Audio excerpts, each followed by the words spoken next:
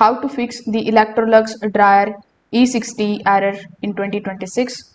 So first of all, we need to understand what this error actually means.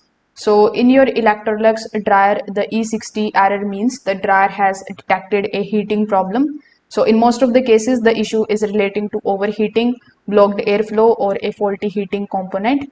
So in order to fix it, you need to start by removing and cleaning this lint filter completely. Now, a clogged filter restricts the airflow, causing the dryer to overheat and then trigger the E60 error. So even a thin layer of lint can reduce the airflow and it can affect the heating performance. After doing so, you need to inspect the dryer vent hose, which is behind your machine. So if the hose is crushed, blocked, or packed with lint, the hot air cannot escape properly. So you just have to simply disconnect the hose carefully and clean out any kind of dust buildup inside the vent line. The poor ventilation is one of the biggest causes of the E60 heating faults. After doing so, you just have to turn the dryer off, then unplug it from the wall outlet for at least 20 minutes. This is going to help reset the control board, and it will also clear the temporary overheating protection errors.